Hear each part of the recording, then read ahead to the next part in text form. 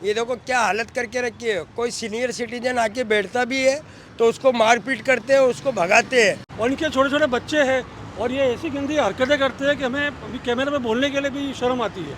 और वो लोग दारू पी के, भांग गांजा पी के इतना मचान करते हैं जिसकी हद नहीं।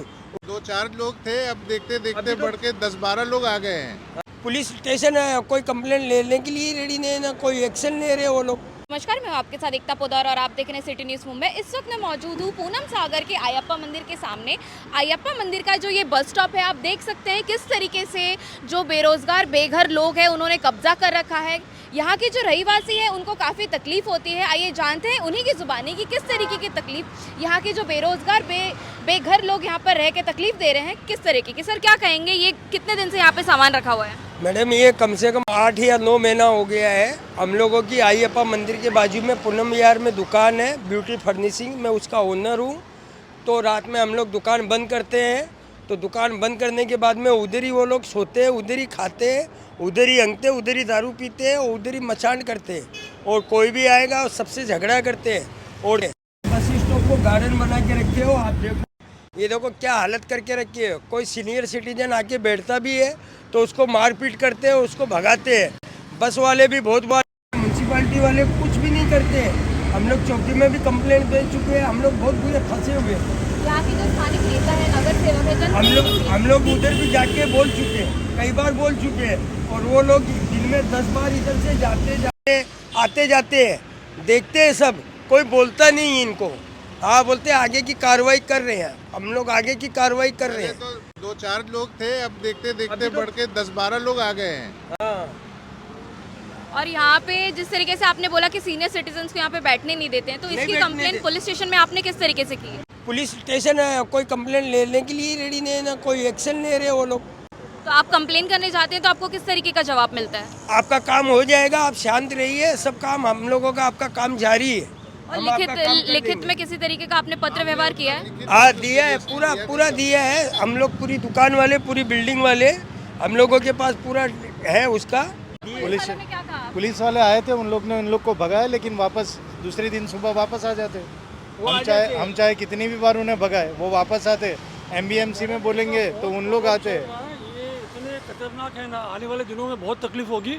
और जितने भी शॉप्स है उनमें अगर चोरी होती है, कुछ भी होती है, तो हमने राइटिंग में पुलिस कंप्लेंट में डाल दिया है, एक्नॉलेजमेंट है हमारे पास। लेकिन ये स्टेशन रोड हो के, प्राइम लोकेशन हो के, अगर इस तरह से इनके नॉइसेंस होते हैं तो आने वाले दिनों में पब्लिक को भी प्रॉब्लम और हम शॉप ओनर्स को भी बहुत तकलीफ है। तो आप इसका अच्छे से रिपोर्टिंग करवाइए और बताइए कि किस तरह से हमको इनसे परेशानी हो रही है।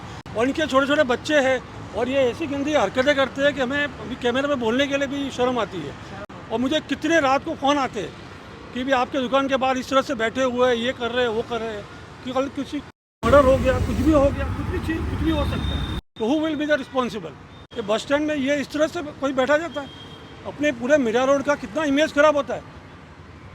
और ये स्टेशन प्लस अयप्पा मंदिर वालों ने भी बहुत कंप्लेन की, लेकिन कोई सुनवाई होती ही नहीं है। आप नगर सेवक के पास जाओ तो नगर सेवक बोलता है कि हाँ हम लोग कर रहे हैं। चाहे वो आप यहाँ के नगर सेवक के पास जाओ, आप आगे के नगर से किसी के भी पास जाओ, इसका कोई निकाल हो नहीं रहा है। तो प्लीज़ कुछ करिए।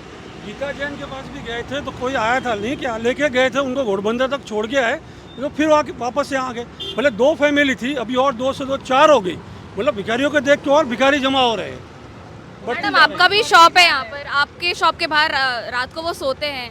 पूरी करके जाते हो, बच्चे छोटे छोटे गंदी गंदी गालियाँ भी देते हैं। यहाँ पे बस स्टॉप पे देखिए आप सब, यहाँ पे बस स्टॉप सब सीनियर सिटीजन के लिए बैठने के लिए बनाया, लेकिन यहाँ पे आप देख सकते हो कितनी गंदगी मचा के रखी है उन लोगों ने। बहुत बू आती है, वहाँ बहुत गंदी बू आती है। तैयार रहते हैं, अगर उनको आप कुछ बोलो ना, अच्छे से भी बोलोगे ना, तो वो लड़ाई झगड़ा करने को तैयार रहते हैं, गंदी गंदी गालियाँ देने लगते हैं। बच्चे भी गालियाँ देते हैं। और बोलेंगे कि ये जगह दुकान आपकी है, दुकान के बाहर हम कुछ भी कर सकते हैं, आप कौन होते हैं बोलने वाले? बीएमसी नहीं कुछ बोलती है, न पुलिस हमको कुछ कर सकती है, तो आप कौन होते हैं? अब इस तरह से अगर कोई बोलेगा तो क्या आप समझो हमारा खुद का इंसल्ट होता है। लेडीज़ है, अब लेडीज़ को हम कुछ ज़्यादा बोल भी नहीं सकते और हमें तो मारामारी करनी नहीं है।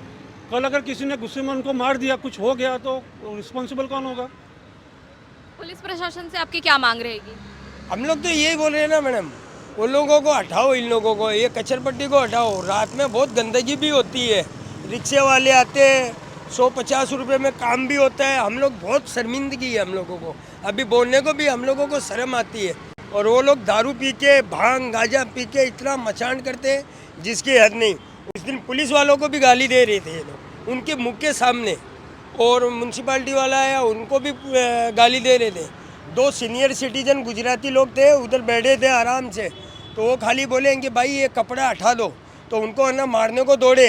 वो लोग भाग गए, वो लोग कंप्लेंट नहीं किए और उनको देखा नहीं तो मैं उनको पूछता था, मैं भी कंप्लेंट करवाता था। और मंडे बस यही है हम लोगों का। और मंडे को तो पूरा हम लोगों का ये आओ, आप आइए आगे। मेरे तो मेडिकल जो शॉप है, दुकान हमारे के पास इधर में अच्छे कस्टमर आते हैं, डॉक्टर भी आते हैं, बहुत से अच्छे लोग आते हैं और ये देखते हैं कि ऐसे बांध के रखते हैं, क्योंकि दिन में भी बैठ जाते हैं ये लोग सब पूरा ये बांध बीन के। तो जैसा कि आपने देखा यहाँ की जो स्थानिक दुकानदार है उन्होंने क्या कहा है, किस तरीके की तकलीफ उनको सहनी पड़ रही है।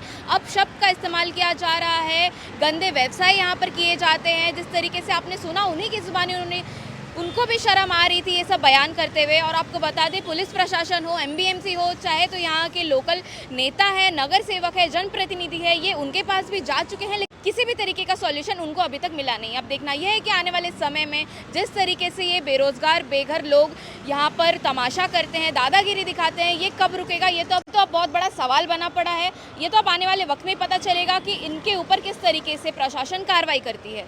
इसी तरह की खबरों के लिए ये देखते रहिए मेरी यानी एकता पोदार के साथ सिटी न्यूज़ मुंबई।